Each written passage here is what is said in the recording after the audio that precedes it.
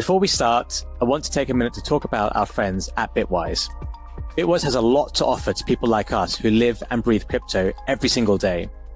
They're a crypto asset manager with $10 billion in client assets and a team of more than 100 people across the US and Europe. They've got the world's largest crypto index fund, a wide range of crypto ETFs, on-chain solutions, you name it. They also manage private alpha strategies, have SMAs for large investors, and are one of the largest institutional Ethereum staking providers. And by the way, they've been doing it all since 2017. These guys are pretty much OGs. So check out Bitwise, go to bitwiseinvestments.com and see all they've got to offer. That's bitwiseinvestments.com, or just email james@bitwiseinvestments.com and let them know that REKT brought you over. There are a million ways to access crypto. Do it with those who are all in on crypto, who care about the ecosystem, who live and breathe crypto every day. Look for Bitwise at bitwiseinvestments.com. And of course, always carefully consider the extreme risks associated with crypto. So here we are, Token 2049. It really is one of the most energetic, incredible events. Speakers from all around the world and visitors from every country you can ever imagine, all trying to learn something together, something new, this exciting world of crypto and technology. It's where you go and make friends, lifelong friends. And what's so nice is to see people with big smiles on their faces, happy to be here and happy to be together. So hopefully see you next time in Singapore. Real Vision will be there. I look forward to seeing you all.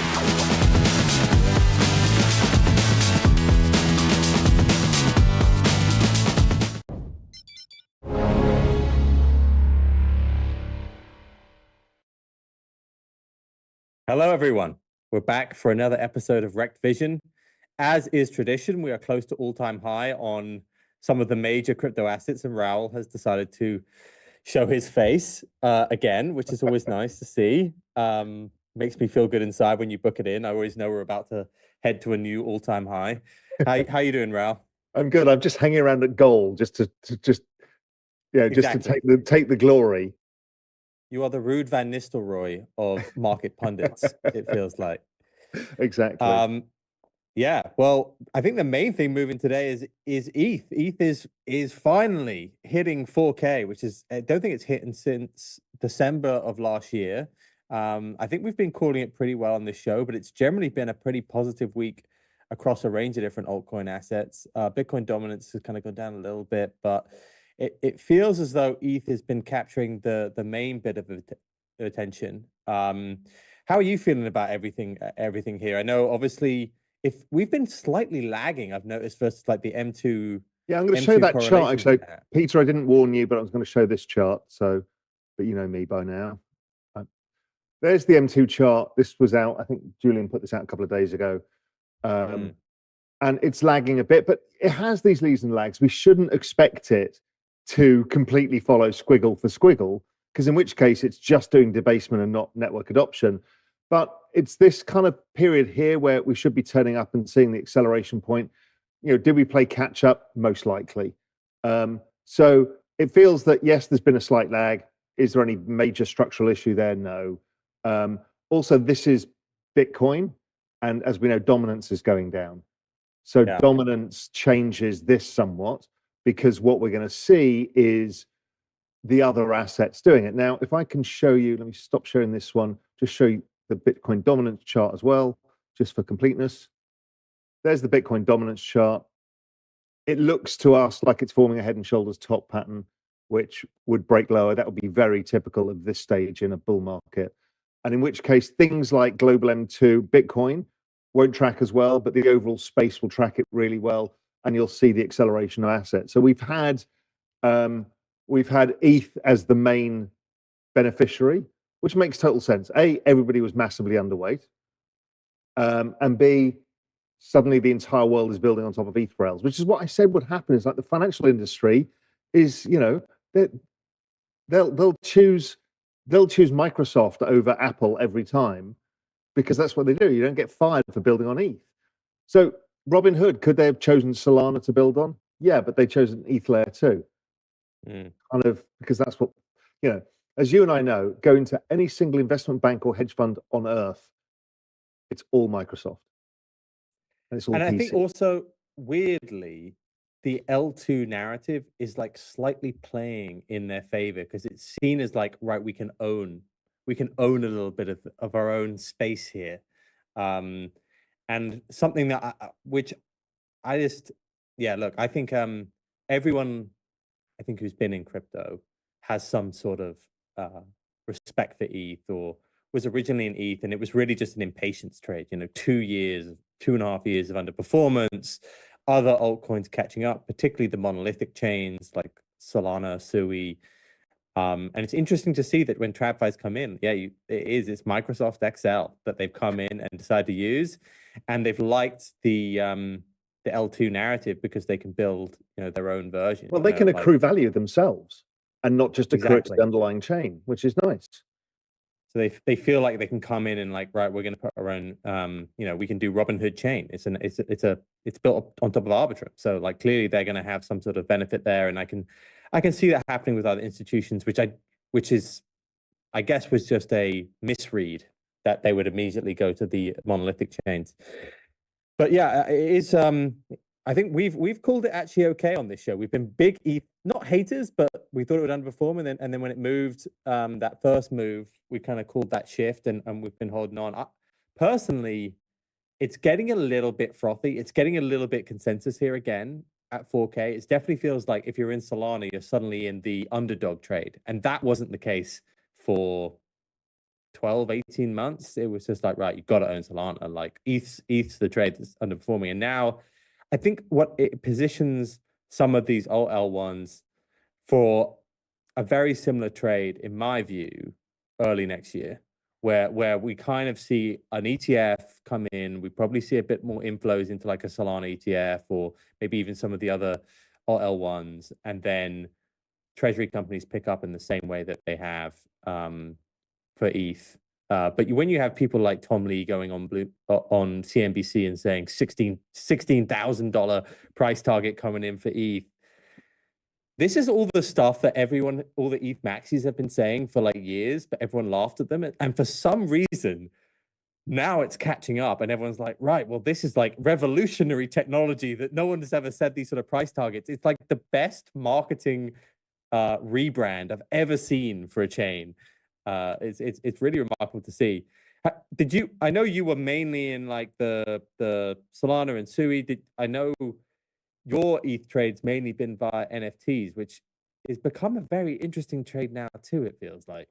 Yeah. So look, I've never had an issue with ETH, and yes, it underperforms over periods in time, but it was like, this is the core foundation stone of Web3 is ETH, and everything else kind of builds around it, Bitcoin being a separate beast. So what I had done is, we've talked about this before, the second cycle trade where somebody's got Lindy effect and you buy it, which was Solana at the low in 22, is usually the best trade of all because it's kind of been de-risked.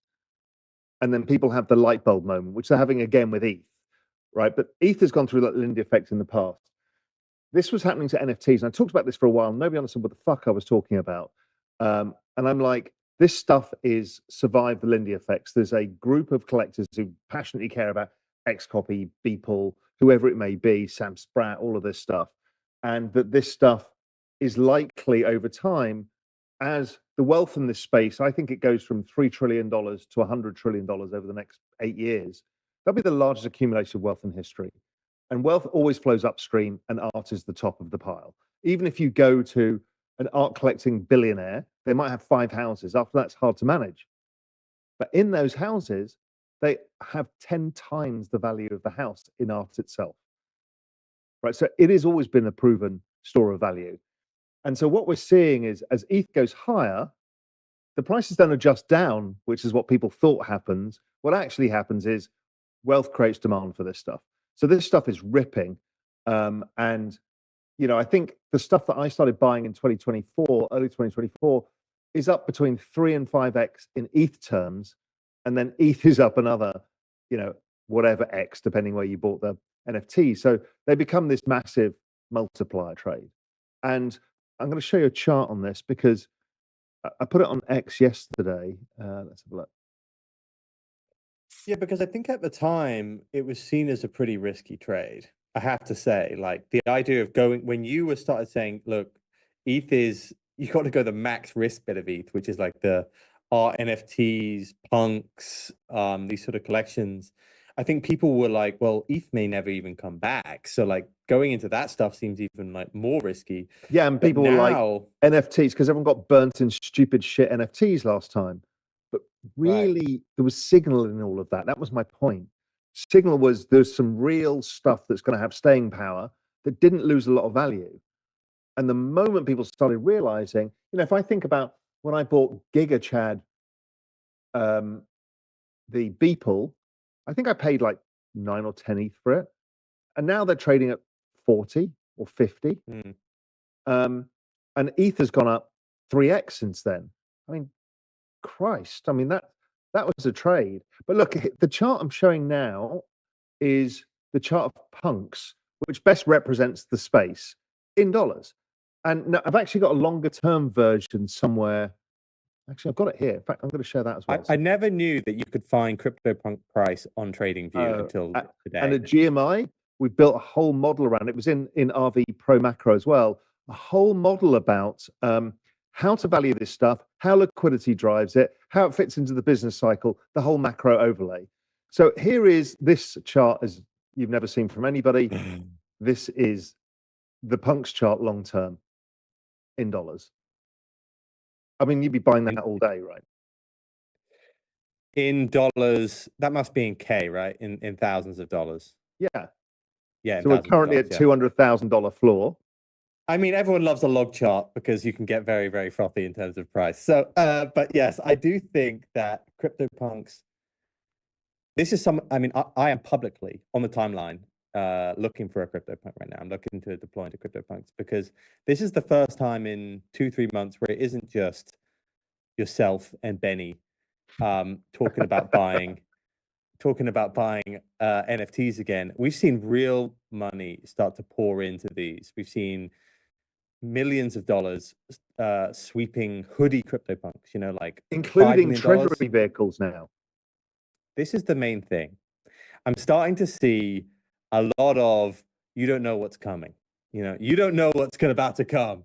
And people that were peripheral or like still were in the space but were collectors are now already starting to deploy again. And it feels as though if ETH is going to be, let's say ETH's going to go to all-time high, 5K, maybe 6K, who knows?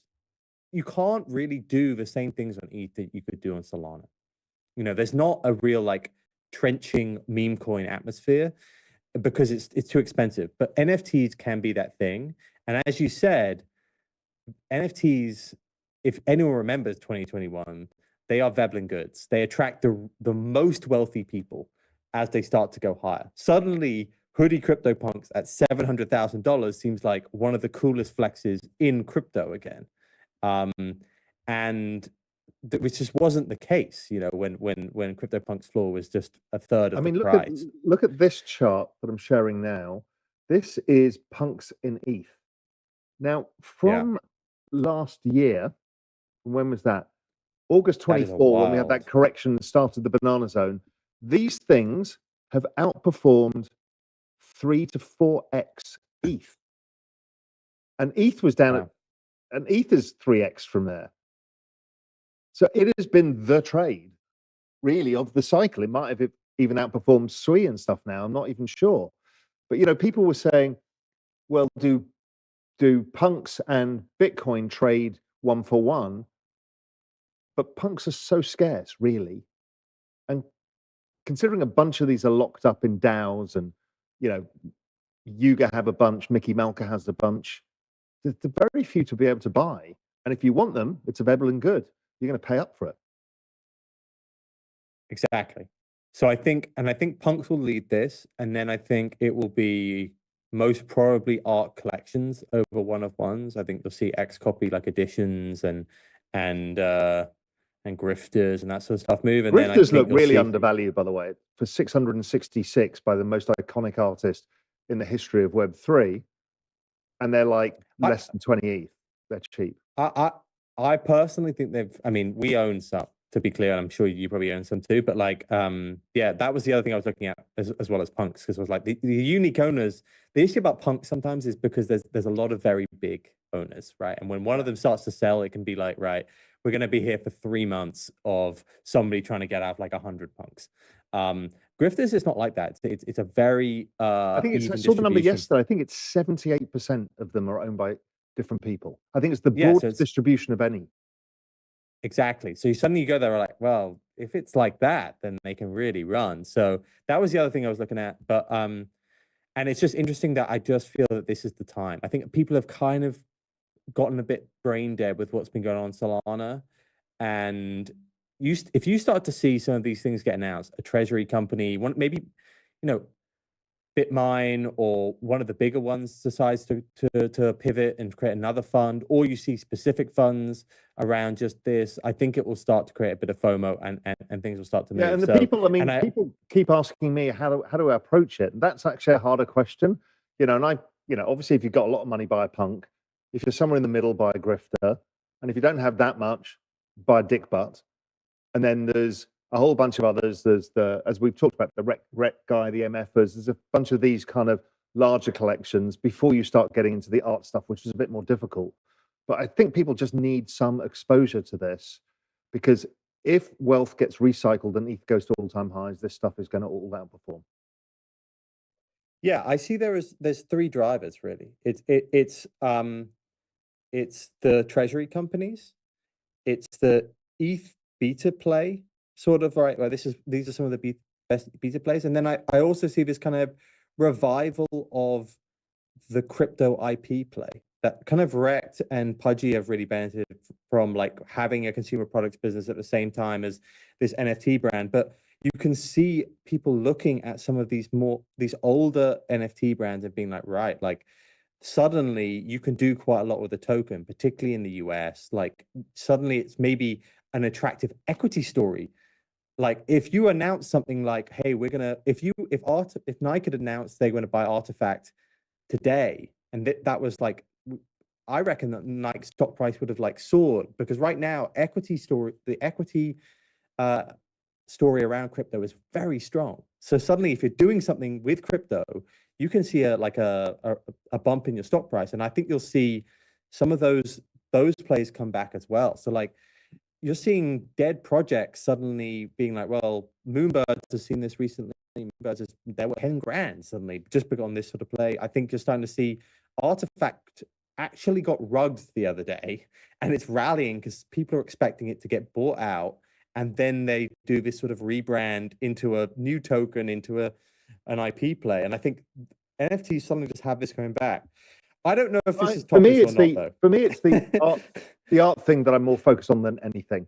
And the reason being is, as Punk 6529 talked about, and I've written about, these are the apex of all tokens. They're the scarcest, most valuable tokens that will ever exist. People don't understand this yet.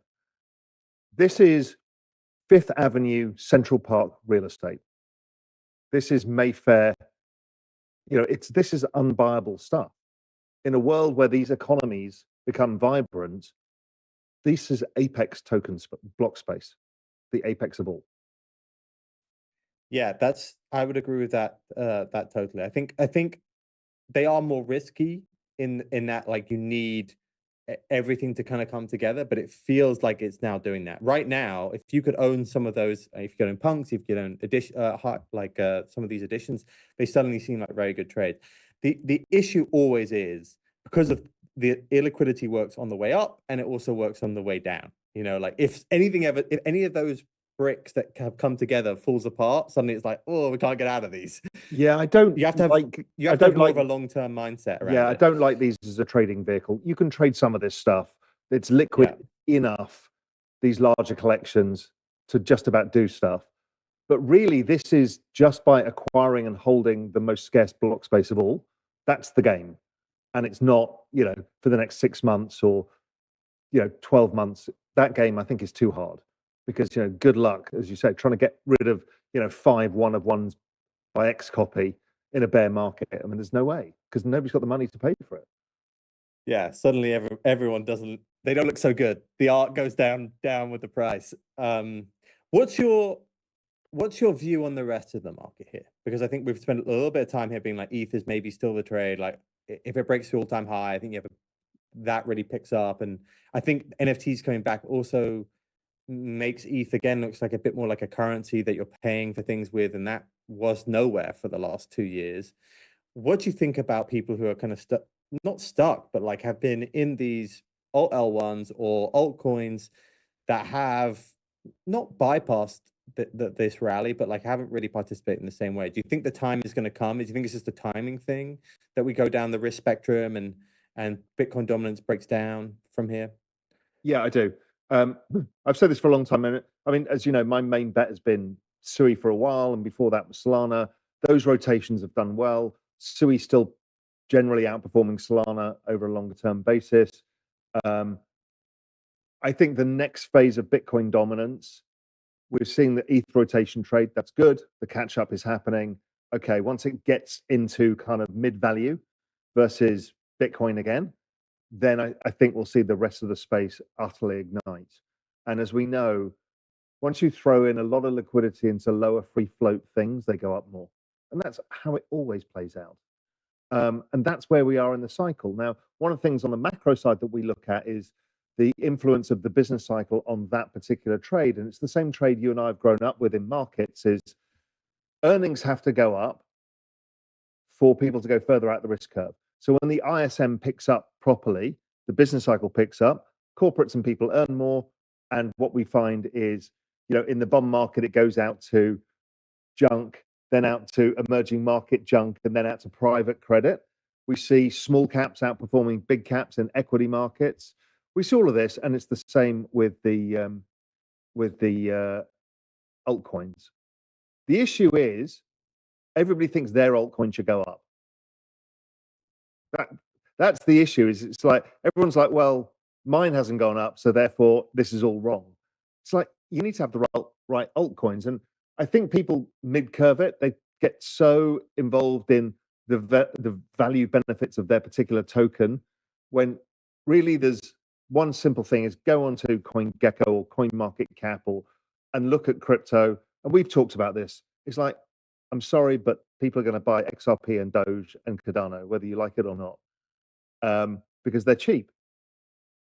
In the absolute term of, you know, how much you pay for a token. So people will do that. The alt layer ones that are getting absolute network adoption, Solana, SUI, few others, great.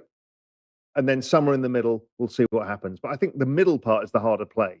Hey, I've got this DeFi token that could be amazing. That's pretty hard. There's some idiot-proof ones, which is big layer ones that get adoption go up a lot and they're less risky. And the moron trade, which is always a good one, which is just buy the cheapest thing on the top 10.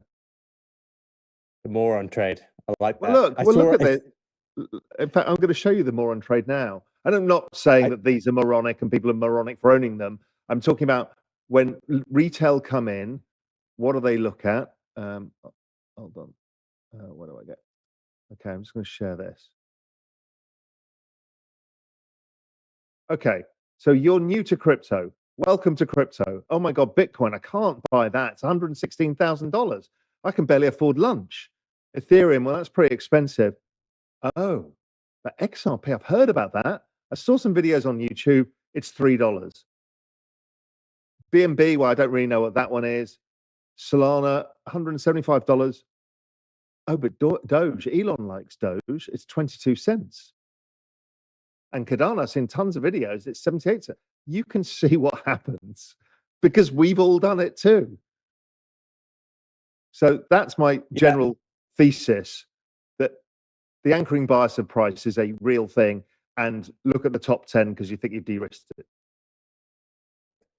Yeah, I think I saw there was like a quote, I think, on Tom Lee's desk. Did you see this over the week, over this week? But I think he went on like Bankless, and in the background it was like, never underestimate the power of uninformed people.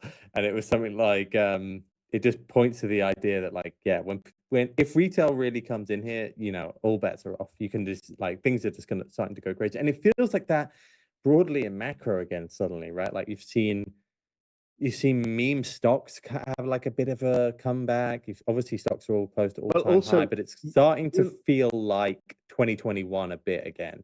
Yeah, so when you speak to friends now, some people got bored in crypto over that period of sideways consolidation. They're all punting options on tech stocks, right? So the speculative fervor and the confidence that I can make money in this because everything's trending because of the debasement and everything else, and we've got some mega narratives like AI, makes it pretty easy game to make money in, and you're starting to see it sucking more and more people in. Do you see any risks on the horizon for macro? No. No, honestly, I honestly don't. I've been trying to go through it myself. I feel the only one would be, in my eyes, if it was seen as like a Trump overstretch against the Fed, that may wobble us. But like other than that, it's probably for a few days, and then you probably just bounce straight back, right? It doesn't really. That probably just means more cowbell, as you. What's very interesting is, I've had this everything code thesis for quite a while now. But generally speaking, the crypto space has understood debasement of currency versus inflation, which is what TradFi thought of. And we've been on this trade saying they need to refinance the debt. That's the whole everything code thesis. And here is Scott Bessent coming out saying publicly, we need stablecoins to refi the debt. Trump saying we need the Fed to cut rates because we need to refi the debt. The whole game is now open. They're telling you what the game is. And there's still a lot of TradFi people who don't want to understand it because debasement's not a thing that was taught at university. Yeah, look, I think that's very true. And I like you've been pretty reductive, I think, in your analysis, as in like you've narrowed it down, and then you've also been promoting like throw out diversification, like just focus on a couple of assets, right? That's been the general thesis that you've kind of pushed towards, and that's really been crypto. Is there anything else you find is an investable asset class right now? Like I know AI and robotics and these sort of things also have like not dissimilar return profiles, but is crypto just the only thing that you're looking at? Well, so very simply, what beats the debasement? Debasement's about 8% plus a bit of inflation, whatever. So call it 10, 11%, 12%. Well, the S&P does that. So that doesn't help. Gold does a little bit less, so that doesn't help.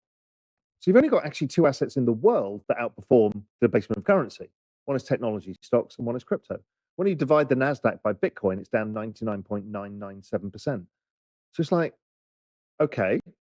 Then when you put the correlations of the long-term drivers of the asset prices, 97.5% of the NASDAQ is explained by debasement, liquidity, and 90% of crypto. So you've got the largest dominant factor in the history of macro markets over the longest persistent period of time since 2008. So you basically only need to care about one thing, that. And the other side is how fast is it being adopted, which is why it outperforms the debasement. So in which case you've got only one macro factor that matters, which is why I keep saying to everybody it's all noise. Whatever it is, fucking Israel, China, nobody cares. Nobody cares because it's 90% of all price movement is explained by one factor. And then so just you must if get really the case, bored just buy one asset. You must be really bored going on these podcasts, Raoul. It's the same. It's like, right, okay, yeah, ignore everything. It's oh yeah, this news has come out this week. No, not important. And I this think is weird to me, right? I was never that guy. I was like, the diversify, we need a bit of this, and some emerging market call options, and it's like none of it fucking matters.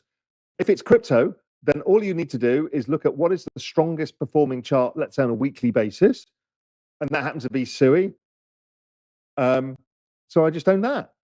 But you could just own Bitcoin, or you could probably just own ETH, or you could own Solana, and you'll be fine. Yeah, I think that the issue is always that like you come on obviously various different shows, and everyone believes in the past performance, but they're just like, oh, okay, but this time might be a little bit different. That's going to change it. Like maybe what about tariffs? But what about tariffs? And even me, like I'm not fully all in. Like I have obviously what I have always been is and ever since kind of before COVID actually is like I always keep a slice in stable coins, which I just put at some sort of year, because I know that although I believe in this, the volatility of crypto is a feature, and there's always a day where you can get massive outsized gains. Probably once every month, once every 2 or 3 months. It's like you wish you had more stables. And I always trade around a bit of the volatility with that. But I make sure that I always, like, when it goes back up to what I consider to be an okay level, like I'll take some profits in it. But and I'm a bit more diversified than that. I own a few different other assets, but it does feel as when you this reductive kind of just own one thing, it's going to outperform. It's almost quite calming. That's what I think I would say. Well, once you own one asset, so you don't have to watch this whole basket of shit. And we've all run portfolios, and before you know it, you've got 10 positions that are losing money because you don't focus on them. So it's like, get rid of all of that noise. Then look what Bitcoiners did. The early adopters did nothing, and they compounded more wealth than anybody else in the shortest period of time, pretty much, apart from a few startup founders. So the signal's there, and then if it is one factor, then all you need to worry about is liquidity. That's it. What do you think of these? Because the other thing I've been thinking that might suit this sort of thesis is like these new crypto ETFs, which kind of try and mimic like the S&P. You know, like, yes, for example, if you'd owned the S&P 500 over the last however many years, you could get 12%. And the great thing about those indexes is, like, when things drop out, you know, you don't hold on to them. You're not just holding that same basket of stocks from 1980, right? It changes. And that can be the same with crypto here. They're going to create indexes which track the let's say the top 10, and then as things drop out, they'll drop out, and as things come in, they'll drop in. Do you think those are going to be interesting as well, just to like set and forget? I don't have to worry about ETH versus Solana versus SUI versus Bitcoin. I can just own something that basically is like a tracker of crypto. Yeah, I know Bitwise is doing this, and those guys are great. Right. Yeah, it makes total sense. It makes total sense. It still feels like the market, if I look at the top 20, it still feels like it's not mature enough, really. So you've kind of got some weird stuff in there. But generally speaking, should work fine. The issue is Bitcoin's a bit too large percentage. It's large in a good way sometimes, you know. It doesn't feel that good right now, but like I would agree that I would want to keep it to the top 5 because unlike the top 5 tech stocks, well, maybe like sometimes the top 5 tech stocks, like the number 6 L1 can just die, can just go to 0 in like 3. But there it should just drop out of the index. It should be fine. Yeah. So maybe, but I'd still want to keep it just very like the top because I agree it's not mature enough as a product. I feel No, I'd probably take top 10. I think that's fine for now. Keep some Doge. You got the issue. Yeah, you got the issue of Bitcoin being a bit large. Like MSCI World used to have this massive weighting of Japan, and everyone had to produce an ex-Japan version of it. So do you have an ex-Bitcoin version? So you can buy Bitcoin via an ETF and then have everything else ex-Bitcoin. And yeah, that's an interesting one. Because Bitcoin is a different beast, right? It's a network adoption model of a new collateral asset. Let's call it that. Well, the rest is really a technology that's being used for other stuff. Because I think a lot of people who are like medium-term investors in crypto, they maybe should watch this show once a week, or they check their portfolio once a week. They just get annoyed by the rotations in the L1s. That's the main thing I see at the moment is like, oh, I should have gone to ETH, or I should have gone to SUI, I should have gone to Solana. And I feel like these sort of products would, for the person who just wants to have a crypto and believes in smart contracts and wants a crypto portfolio, I feel like these might actually be better than just like I'm a Solana person, or I'm an ETH person, or I'm a SUI person. Is there there's not an ETF yet, is there, on a basket? We're getting there. I think we're like, if we haven't got one yet, they're being approved as we speak, because that I think is a big deal. Yeah, I would agree. I would invest in that for a large bit of the portfolio, which I just want to have as like a passive investment in this space. Yeah, because my thesis, my overall thesis is space is going from 3.5 trillion to 100 trillion. What's the easiest way to capture it? Well, I built an asset management firm, XPAM, because we invest in hedge funds, a basket of hedge funds. So it's a fund of funds to be able to capture that in the best way possible. But there's a dumb way of doing it as well, which is to own the index, and you'll capture that trend just fine. Right. You're looking for the hedge funds to outperform or manage volatility risk, fine. But it still works. Yeah, I kind of just feel like once we have that sort of S&P style product for crypto, it will do very well, and I think a lot of money will flow into that rather than other things. So I'm kind of looking for that for like a passive investment sort of thing.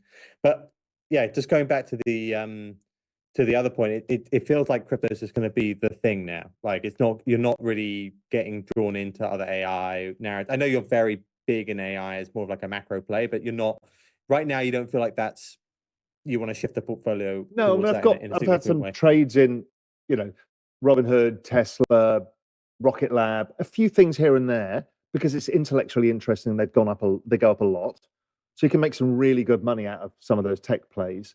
And so we've had some really good ones, but the bulk of my own personal capital, I just keep it in this. It's just easy.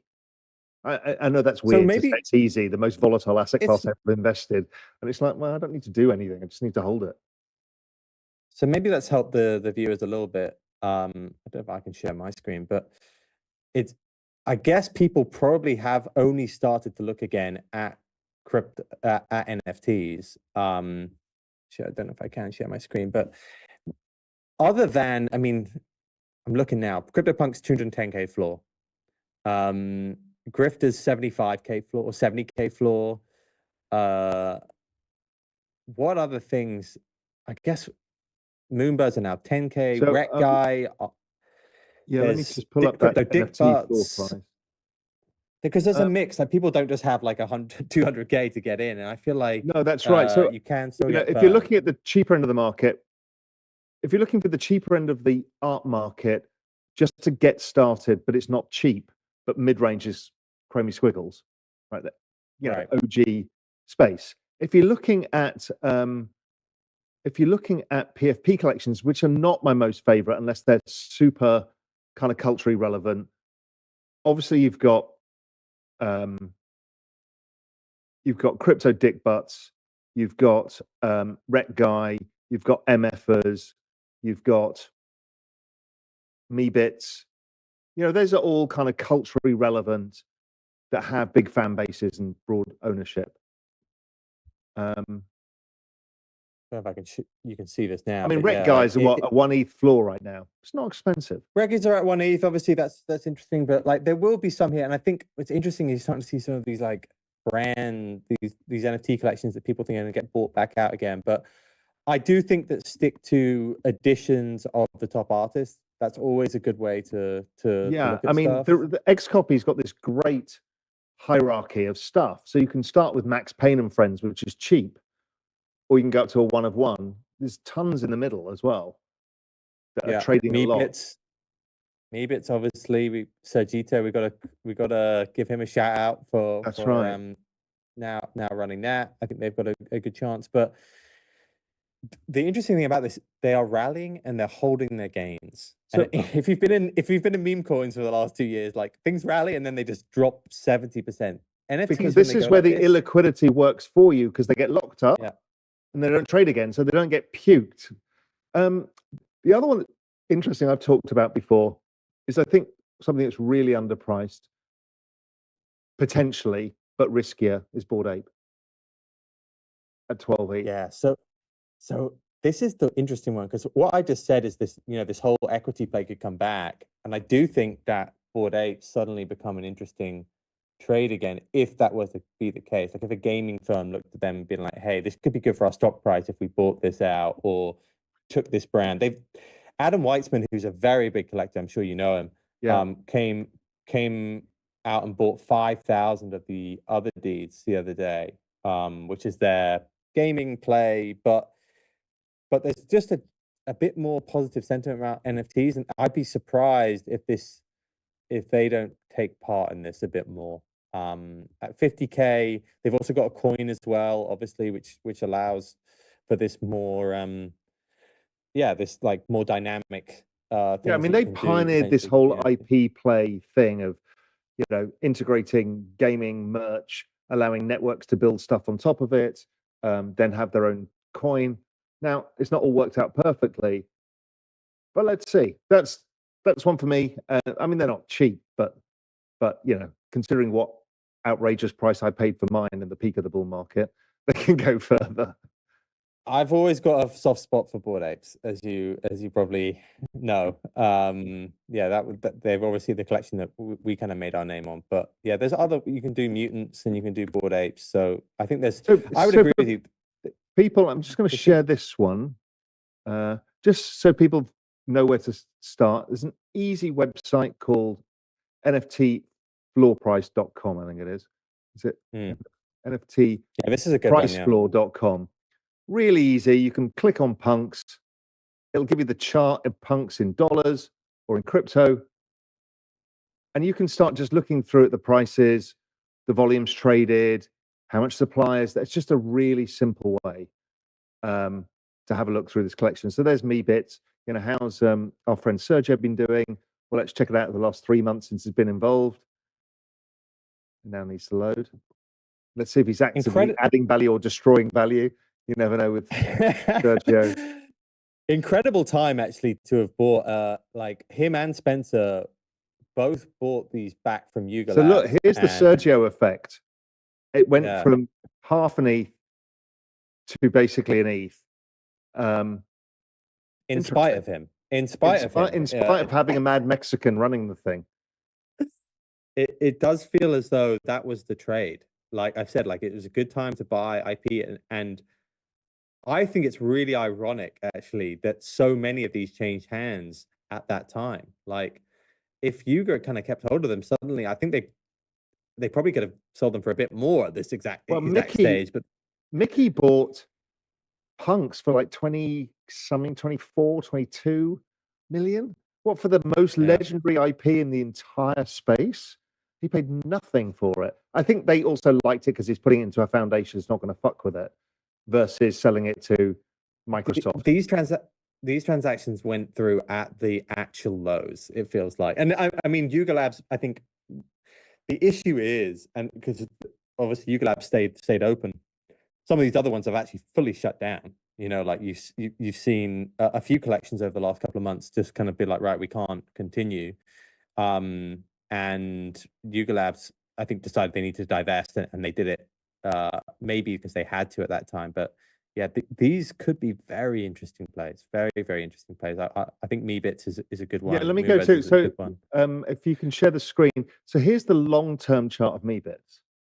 I love charts like this because you've got this rounded bottom pattern, inverse head and shoulders low.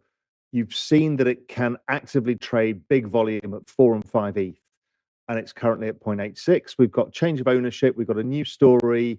It's like, that's a pretty bloody good chart. Have you got any REKT, Raoul? REKT, I think you must. Yeah. Yeah. Well, I got it from originally, yes. Claimed it originally and have not done anything, just held on to it. Much like I did with my REKT guy as well. Yeah, it's been, I think that's what people are looking at. The REKT token is done like many multiples of it. I think it's the top performing token out of the top 300 over the last month. And they're looking at that for things like MeBits, Moonbirds, and been like, right, if we launch a token and we create some sort of flywheel here around the product. I know Moonbirds is going to do trading cards. I'm sure Sergito is thinking about different things when it comes to like gaming or merch. It seems interesting. Seems interesting. You can suddenly get into things. I still think ... yet to be proven with ecosystem tokens and maintaining value over time. It's been really hard for almost everybody. So that's my caveat with it all. The Pengu has been the one that's worked. Yeah, but that was only this cycle, right? Anything from last cycle went down 99.9%, including ApeCoin. Ape has been the one that didn't, and now we see if you can hold on to some sort of gain. So we'll see. Right, I don't know if we can. Are we going to go to questions? Yes, we are. Let me have a look at what we've got. Okay, so maybe some of these questions are going to be for you. Some of them will be a bit more for me. But hey, guys, can I get your thoughts on Maple Finance and Jito? Are we on the website? I think we're on the website. We're on the website too. So make sure you get your questions in. We're going to go through some questions towards the end of the show now. So Francisco Munoz from Real Vision says, hey guys, can I get your thoughts on Maple Finance and Jito? What potential, if any, do you see? Any significant roadblocks that need to be addressed? Thank you for your amazing work. I'll take the first one of these, which is Maple Finance, I think it's a very interesting coin here because they have a coin called Syrup. It's kind of a proxy for their stable coin play. They have like a protocol called Syrup where you can get around 10% interest on a stable coin, and the TVL on that has soared over the last of so far this year. It trades around 500 million, I think. I think that's a very interesting play in terms of altcoins, because one of the best performing coins of the last month has been Athena, which is now the third biggest stable coin by market cap. It's just around 10 billion now. And I think these sort of stable coin proxies are interesting trades here. GTO less so because it's more just a staking protocol, but I like Maple Finance. I don't know if you looked at either of those. GTO is kind of seen as often like a sole beta play. Yeah, I don't really get involved in this part of the market, so not really my thing. The RV website is going now. Richie TB Fit says, thoughts on the prolonged crypto bull run alongside tech AI stocks until around the US midterm elections, Q4-ish 2026. ISM is still in recession zone. Fed is not even ended QT high interest rate. So basically, how long do you think this cycle is going to go on for? So the work that Julian and I do on this in GMI and RV Pro suggests that the likelihood is it's into Q2 2026. What we would look for from here is a further weakening of the dollar to give us more clarity of that, because it leads as part of financial conditions for a long basis. But probabilistically speaking, it looks like it's going to go on a lot further than people expect, just because the cycle's been extended because they kept rates so high so long. I mean, the reality is, outside of all of the noise, Trueflation is showing inflation at 1.75% and has done for the last several months, and rates are at 4.5, wherever they are. It's stupid. I mean, rates need to come down 200 basis points, at least. I find it really difficult to judge cycles anymore, and I'm not as big a believer in like the 4-year cycle. I think we're drifting away from that to more one which mimics the broader macro cycles rather than just like the halving cycles. Right. But yeah, at this stage, financial positions are still pretty tight. You know, like interest rates are still pretty high across the world. Like, feels like we could really kick things into a different level if we start to cut rates and well, QT moves if you more take into it back QE. to the idiot proof levels, is okay. Think of all the people who want to buy things, and think of their grocery bills that have been super high and they don't come down, and then think of their mortgage payments, their car payments, and other interest payments. Well, if that comes down, people have more disposable income. Meanwhile, the companies that they work for do better, because that's what the ISM going up means, which means people get paid more. That whole positive feedback loop is still to come. Yeah, I think it's if you're looking at it from a macro standpoint, I feel like you can get very, very bullish on global liquidity going higher.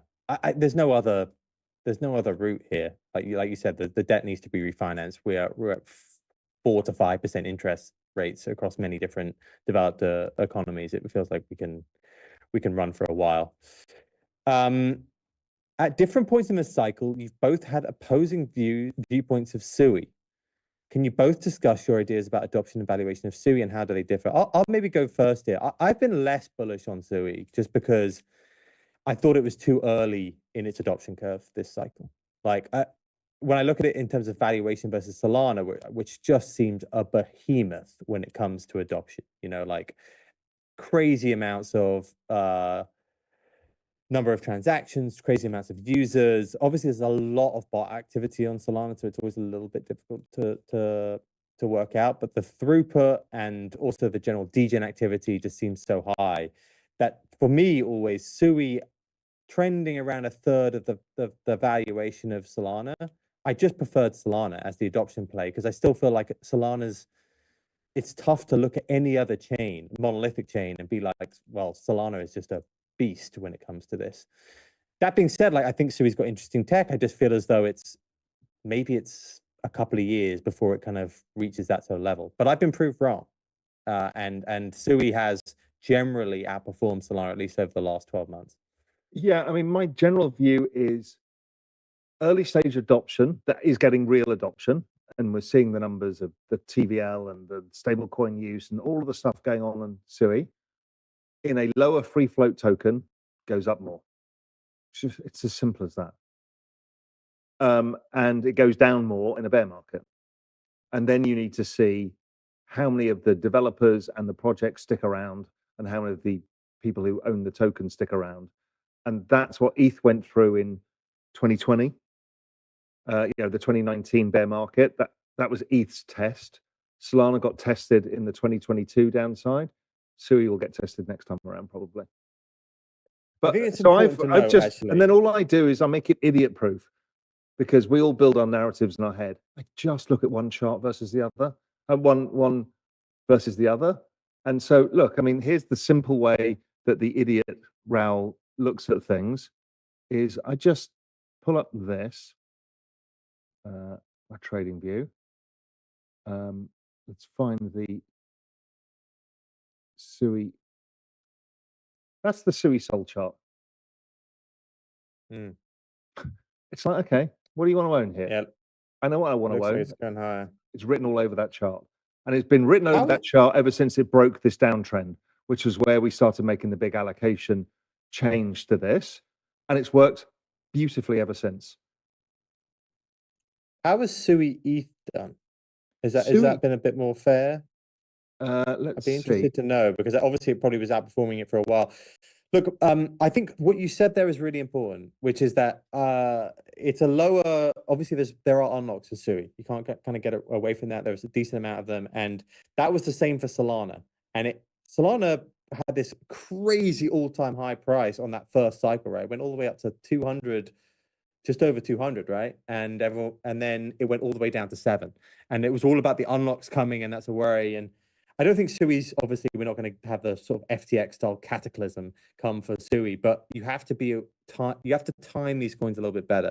So you have to be very disciplined on like when it breaks down on a chart, like you just said, if we were at a turn. So here's the chart of Sui ETH.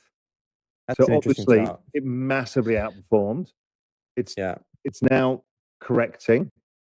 You need to see some sort of, my guess is we'll see some sort of correction pattern that probably gives us another leg higher, but wait and see. But ETH is currently outperforming.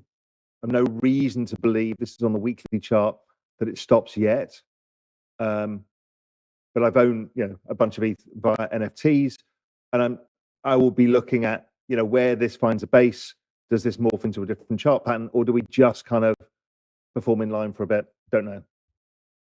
But I mean, Christ, Yeah. that was a good trade. This whole kind of Sui ETH trade. It's been a very good trade. I think the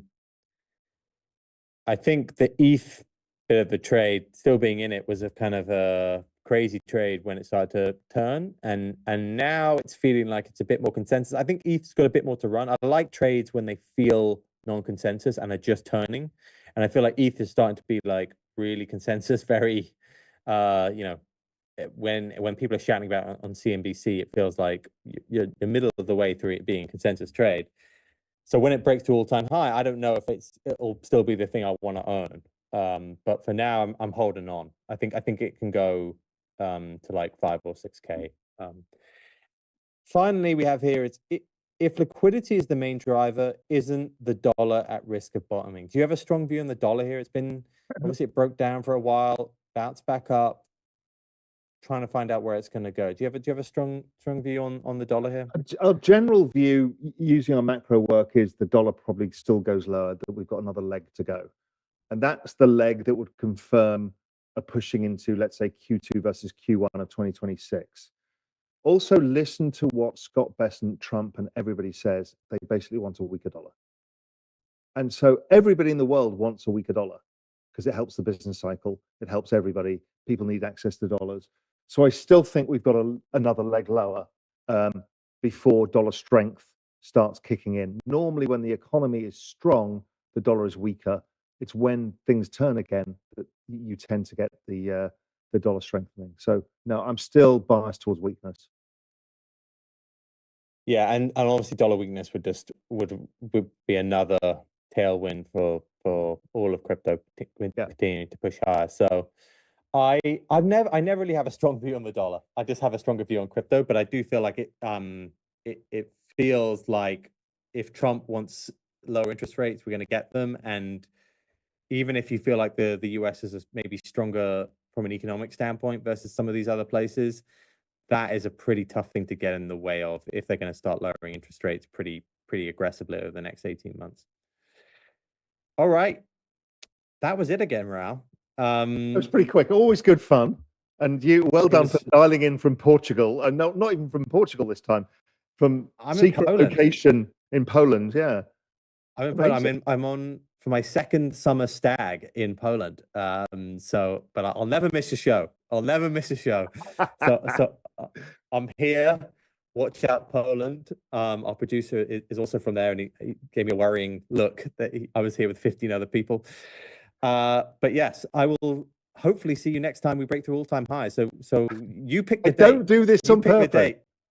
Like, it's clearly you and Julian sit down and you go like, right, this is when the correlation's going to happen again to M2. We'll do it in 6 weeks, and then when it breaks down again, we won't see you for like 5 months. It'll be like, right, we don't need to book a show for a while here. It looks like M2 is broken down for a bit. Cool. Always great to speak to you, Raoul. We will be back again next week. I think we're going to do the drinks with OSF. He's going to come back for just the drink show every 4 weeks. So nice. He'll be back again, and I'm sure we'll talk about REKT a lot. But great to see you, and thanks for tuning in, everyone. All right, everyone. Take care. Bye. So here we are at Token 2049. It really is one of the most energetic, incredible events. Speakers from all around the world and visitors from every country you can ever imagine, all trying to learn something together, something new, this exciting world of crypto and technology. It's where you go and make friends, lifelong friends. And what's so nice is to see people with big smiles on their faces, happy to be here and happy to be together. So hopefully see you next time in Singapore. Real Vision will be there. I look forward to seeing you all.